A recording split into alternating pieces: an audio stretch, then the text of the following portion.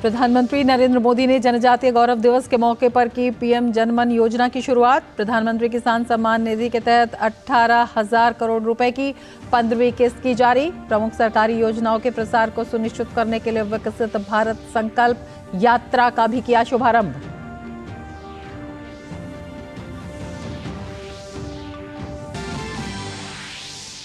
भगवान बिरसा मुंडा की जयंती के मौके पर प्रधानमंत्री नरेंद्र मोदी ने रांची में अर्पित की पुष्पांजलि। पीएम ने भगवान बिरसा मुंडा मेमोरियल पार्क और स्वतंत्रता सेनानी संग्रहालय का किया दौरा।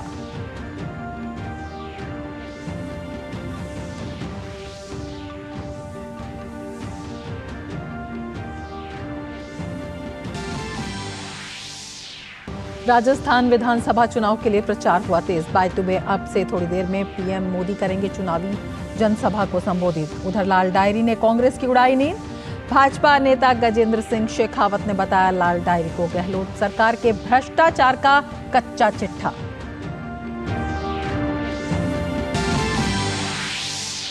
मध्य प्रदेश और छत्तीसगढ़ के चुनावी रण के लिए आज थमेगा प्रचार। छत्तीसगढ़ में बीजेपी के दिग्गज नेता अमित शाह और जेपी नड्डा उतरे मैदान में। कांग्रेस की ओर से राहुल गांधी ने संभाला मोर्चा। मध्य प्रदेश में खड़गे और प्रियंका समेत कमलनाथ के पास जिम्मा। तेलंगाना में प्रत्याशियों के लिए नाम वापसी का आखिरी दिन।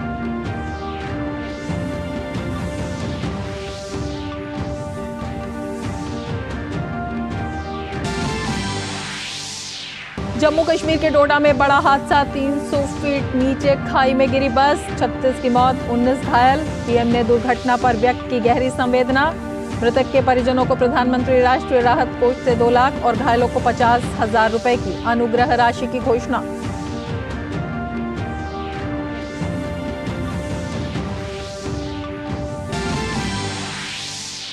आईसीसी विश्व कप के पहले सेमीफाइनल में न्यूजीलैंड के खिलाफ पहले बल्लेबाजी करने उतरी भारत की तेज शुरुआत। रोहित शर्मा ने खेली तूफानी पारी। शुभमन गिल और कोहली ने लगाए अर्धशतक।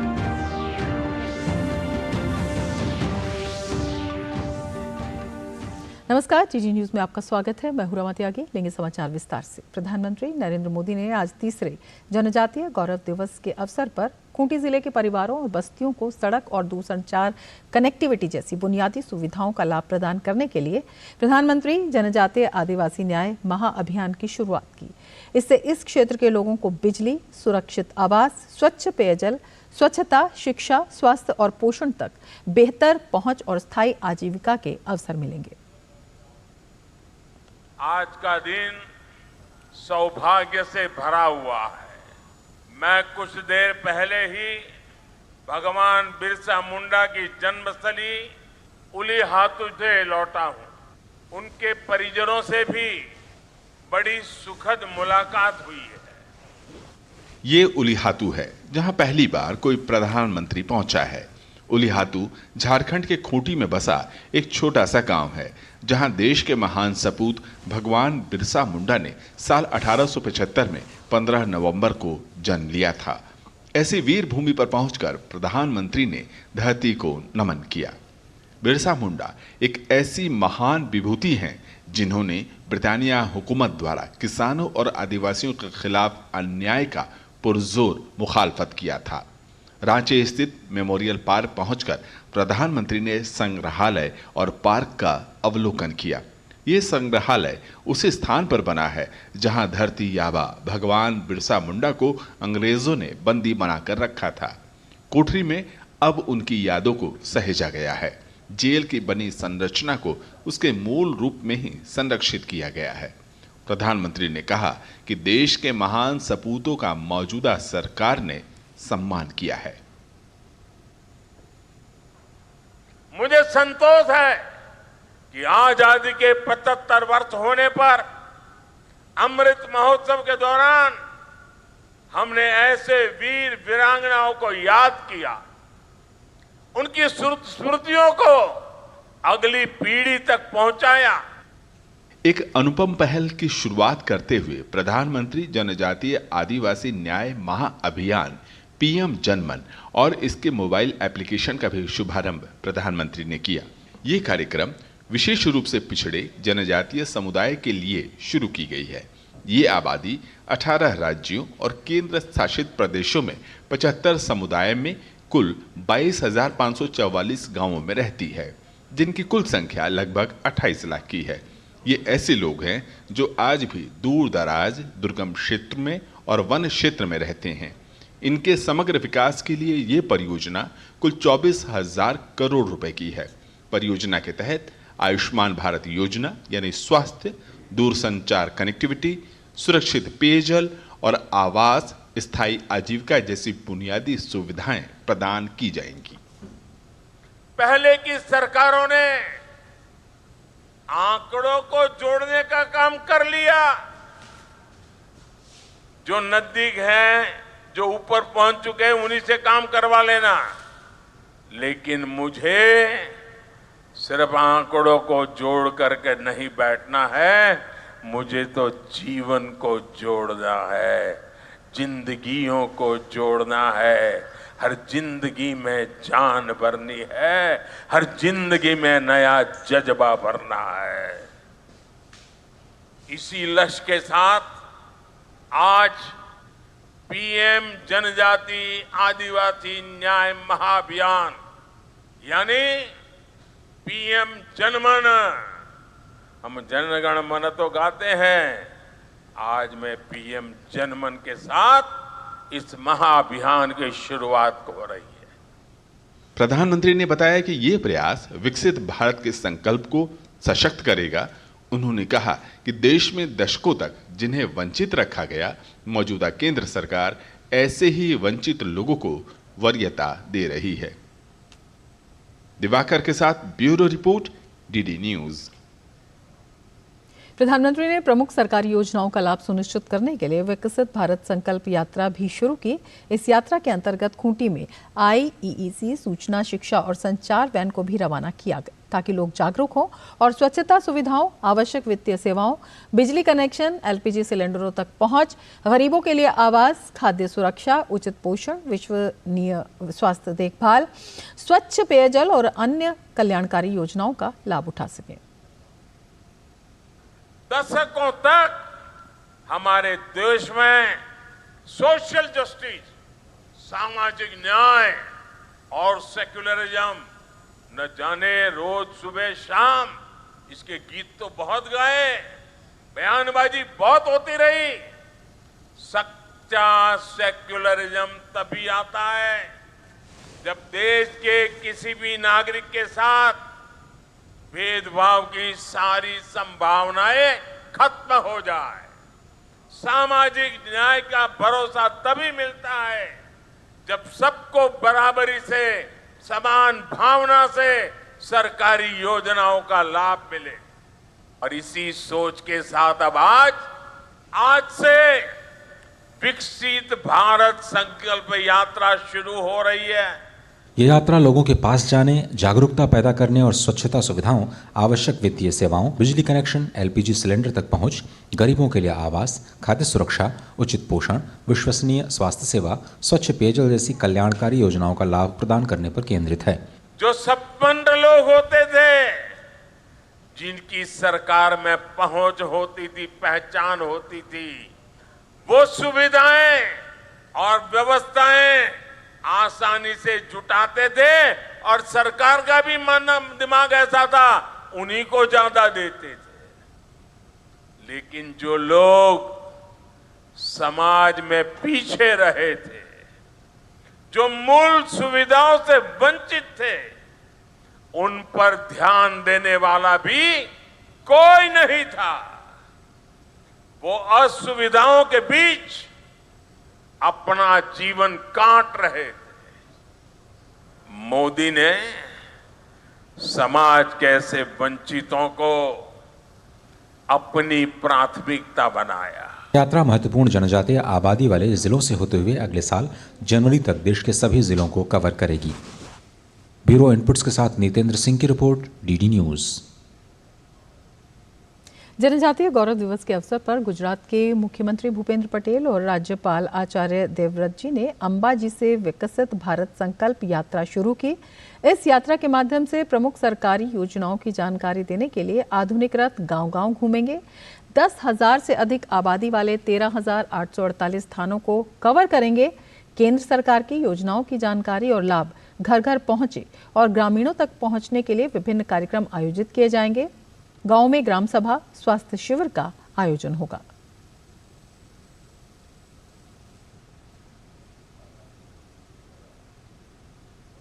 बुलेटिन में अब वक्त है एक ब्रेक का। आप देखते रहिए डीडी न्यूज।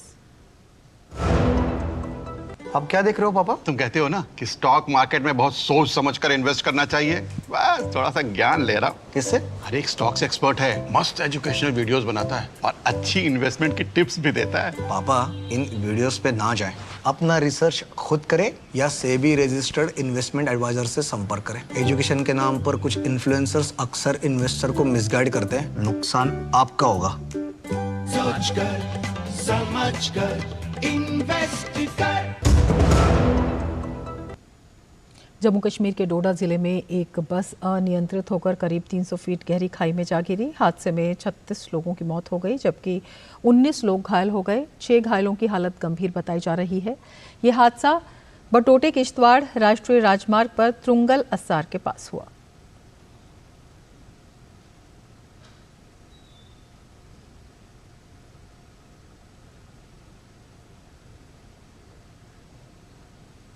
प्रधानमंत्री नरेंद्र मोदी ने डोडा में हुए बस हादसे पर दुख प्रकट करते हुए पीड़ितों के लिए अनुग्रह राशि की घोषणा की। प्रधानमंत्री ने सोशल मीडिया प्लेटफॉर्म एक्स पर लिखा, जम्मू कश्मीर के डोडा में हुई बस दुर्घटना दुखद है। जिन परिवारों ने अपने प्रियजनों को खो दिया है, उनके प्रति मेरी संवेदनाएं। मैं घायलों के जल्द से जल्द ठीक हो जाने की प्रार्थना करता हूं। पीएम ने आगे लिखा, प्रत्येक मृतक के परिजनों को प्रधानमंत्री राष्ट्रीय राहत कोष से 2 लाख रुपए और घायलों को 50,000 रुपए की अनुग्रह राशि दी जाएगी। केंद्रीय गृह मंत्री अमित शाह ने डोडा में बस दुर्घटना पर दुख जताते हुए लिखा, जम्मू कश्मीर के डोडा में दुखद बस दुर्घटना के कारण बहुमूल्य जिंदगियों की हानि के बारे में जानकर बहुत दुख हुआ। स्थानीय प्रशासन उस खाई में बचाव अभियान चला रहा है जहां बस दुर्घटनाग्रस्त हुई है। मृतकों के परिवारों के प्रति मेरी हार्दिक संवेदना और घायलों के शीघ्र स्वस्थ होने की प्रार्थना। केंद्रीय मंत्री नरेंद्र सिंह तोमर के बेटे देवेंद्र प्रताप के कुछ कथित वीडियो प्रसारित होने के बाद चुनावी माहौल गर्मा गया है। इसे लेकर कांग्रेस पार्टी नरेंद्र सिंह तोमर के साथ साथ भाजपा के खिलाफ लगातार हमलावर है। बुधवार को कांग्रेस के प्रदेशाध्यक्ष और पूर्व मुख्यमंत्री कमलनाथ ने इस मुद्दे पर सीधे भाजपा नेतृत्व को निशाने पर लिया और पूछा कि उनके लिए पार्टी और परिवार हित पहले है या देश हित। उन्होंने इस प्रकरण को राष्ट्रीय सुरक्षा से जोड़ते हुए तत्परता से जांच की मांग भी की।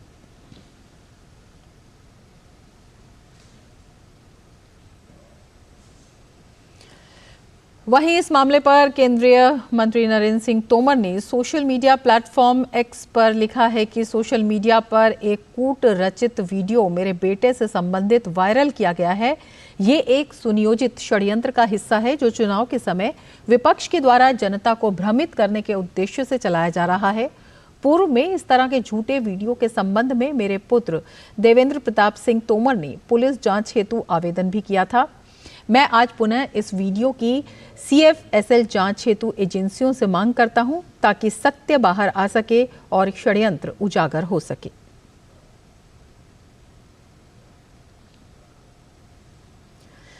राजस्थान की राजनीति में लाल डायरी ने एक बार फिर से सियासी उबाल ला दिया है। चुनाव से वायरल हुए 4 पन्ने उदयपुर वाटी के विधायक राजेंद्र गुढ़ा ने सार्वजनिक किए। इन पन्नों में मुख्यमंत्री अशोक गहलोत के बेटे वैभव गहलोत, कुंजीलाल मीणा और GR खटाणा सहित अन्य लोगों का जिक्र है।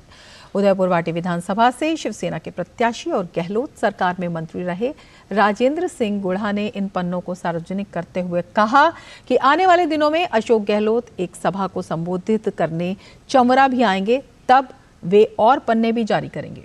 उन्होंने कहा कि जो लोग ये कहते हैं कि लाल डायरी में कुछ नहीं है, वो लोग इस लाल डायरी की और इसमें लिखे शब्दों की हैंडराइटिंग की जांच करवा लें, सब सच सामने आ जाएगा। उन्होंने जो पन्ने सार्वजनिक किए हैं उनमें वैभव गहलोत का जिक्र है, जिसमें वे बोल रहे हैं कि पापा के रहते हुए सरकार दोबारा नहीं आ सकती।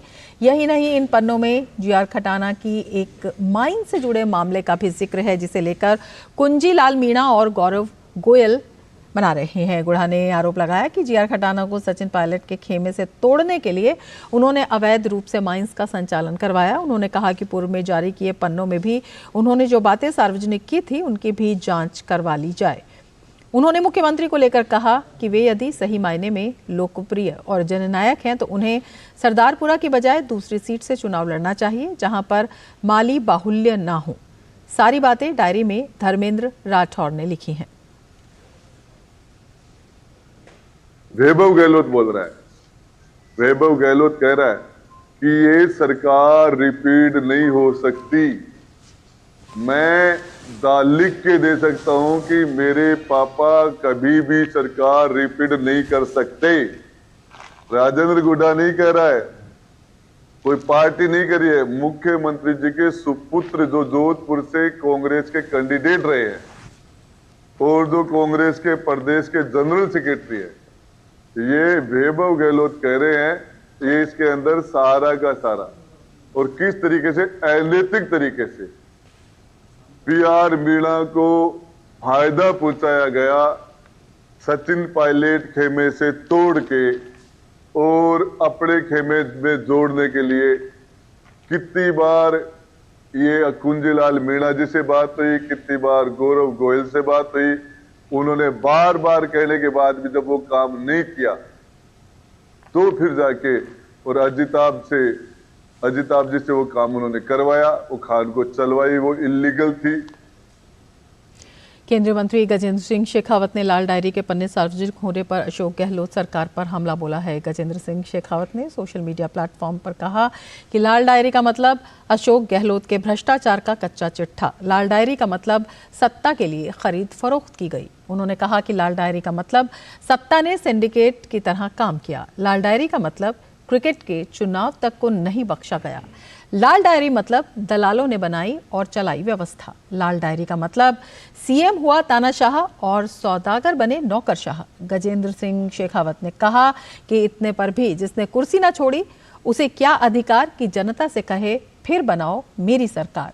जनता भी कह रही है अब जाओ यार, नहीं चाहिए तुम्हारा भ्रष्टाचार। और बुलेटिन में आगे बढ़ने से पहले लेते हैं एक ब्रेक। आप देखते रहिए टीजी न्यूज। अब क्या देख रहे हो पापा? तुम कहते हो ना कि स्टॉक मार्केट में बहुत सोच समझकर इन्वेस्ट करना चाहिए, बस थोड़ा सा ज्ञान ले रहा। किससे? हर एक स्टॉक्स एक्सपर्ट है, मस्त एजुकेशनल वीडियोस बनाता है और अच्छी इन्वेस्टमेंट की टिप्स भी देता है। पापा इन वीडियोस पे ना जाएं, अपना रिसर्च खुद करें या सेबी रजिस्टर्ड इन्वेस्टमेंट एडवाइजर से संपर्क करें। एजुकेशन के नाम पर कुछ इन्फ्लुएंसर्स अक्सर इन्वेस्टर को मिसगाइड करते हैं, नुकसान आपका होगा। सोच कर समझ कर इन्वेस्ट कर। राजधानी दिल्ली में प्रदूषण से हवा पहले ही खराब थी, लेकिन अब छठ पूजा से पहले यमुना नदी में जहरीले झाग ने श्रद्धालुओं की मुश्किलें बढ़ा दी हैं। यमुना नदी पर जहरीले झागों की परत दर परत बहती दिखाई दे रही है। सबसे ज्यादा झाग कालिंदी कुंज में दिखाई दे रहे हैं। यमुना में ऐसा हाल पहली बार नहीं हुआ है, इससे पहले भी हर साल यमुना की यही स्थिति रहती है। दिल्ली की दूषित हवा और अत्यधिक मात्रा में छोड़े जाने वाले औद्योगिक कूड़े की वजह से ये जहरीले झाग बने हैं।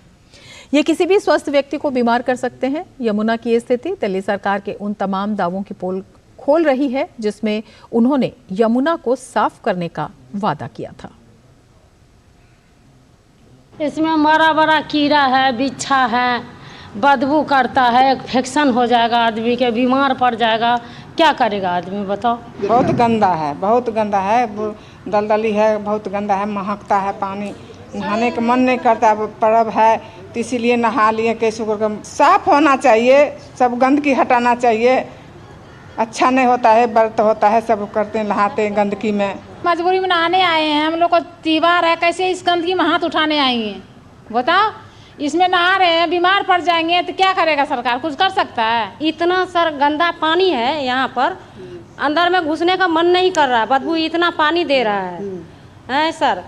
तो क्या करूं, मजबूरी में माई रनवे की छठी माई के नाम लेके डुबकी लगा लिया। अब माई छठी है, अब हम लोग का ये बीमारी से बचाएगा या बीमारी में डाल देगा। भाजपा सांसद मनोज तिवारी ने केजरीवाल सरकार पर हमला बोलते हुए कहा कि ये छठ समितियों के साथ भेदभाव करती है।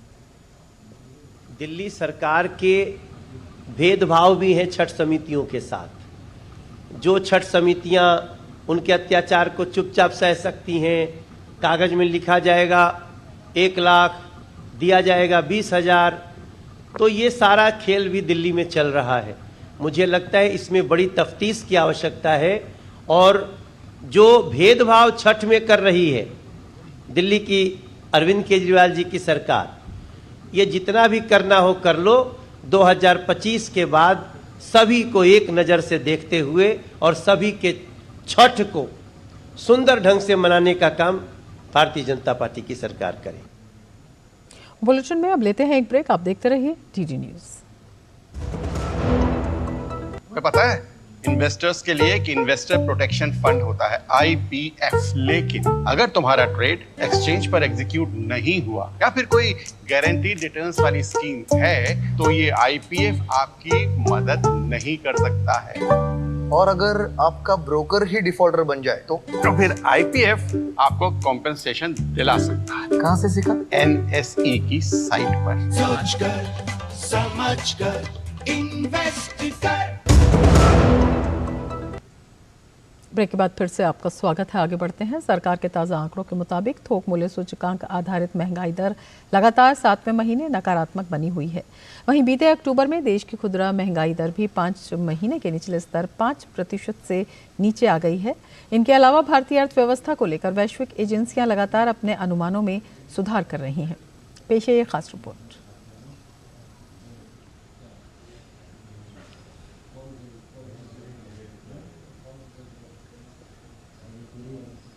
दुनिया भर में अर्थव्यवस्था को लेकर सामने आ रही तमाम चुनौतियों के बीच भारतीय अर्थव्यवस्था लगातार अच्छा प्रदर्शन करती नजर आ रही है। सांख्यिकी मंत्रालय द्वारा जारी महंगाई के ताजा आंकड़ों के मुताबिक बीते अक्टूबर में देश की खुदरा महंगाई दर 5 महीने के निचले स्तर पर आ गई है।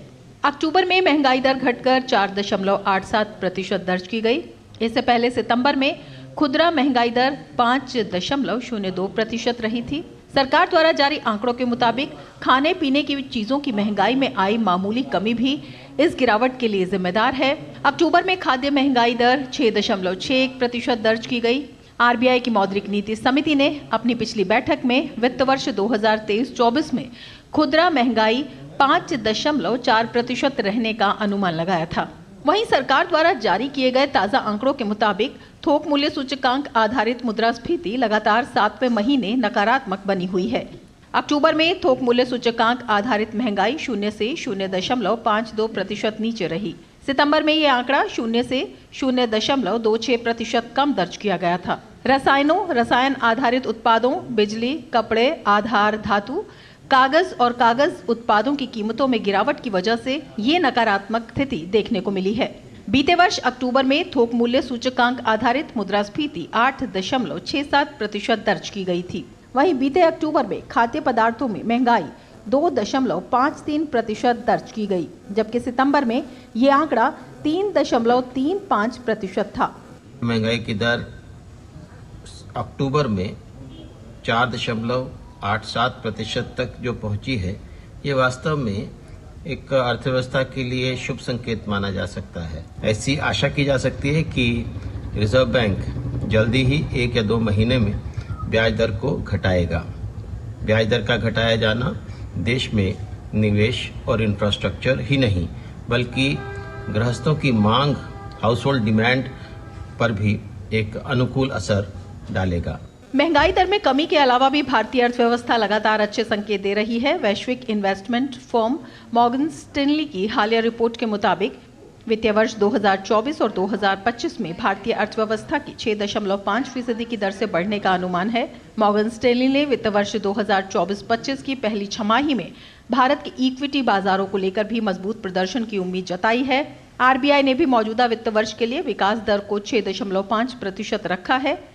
वहीं अंतर्राष्ट्रीय मुद्रा कोष ने मौजूदा वित्तीय वर्ष के लिए भारत की विकास दर के अपने पिछले अनुमान को 6.1% से बढ़ाकर 6.7% कर दिया है। IMF ने इस बढ़ोतरी के लिए पहली तिमाही के दौरान हुई अपेक्षा से अधिक मजबूत खपत का हवाला दिया है। वहीं क्रेडिट रेटिंग एजेंसी मूडीज ने भी वैश्विक मंदी के बीच भारतीय अर्थव्यवस्था के लचीलेपन के चलते मौजूद वित्तीय वर्ष के लिए भी भारत की विकास दर को 6.7% रखा है। घरेलू खपत में मजबूती से भारतीय अर्थव्यवस्था में लगातार अच्छे संकेत देखने को मिल रहे हैं। मौजूदा त्योहारी सीजन में भी घरेलू तौर पर मांग के मजबूत रहने के संकेत मिल रहे हैं। इसके चलते दुर्गा पूजा से लेकर दीपावली और आगे आने वाले और आईसीसी विश्व कप के पहले सेमीफाइनल में आज भारत का सामना न्यूजीलैंड से हो रहा है। भारतीय कप्तान रोहित शर्मा ने टॉस जीतकर पहले बल्लेबाजी का फैसला किया। ताज़ा समाचार मिलने तक भारत ने 1 विकेट के नुकसान पर 277 रन बना लिए थे। इसके साथ ही इस बुलेटिन में फिलहाल इतना ही। नमस्कार।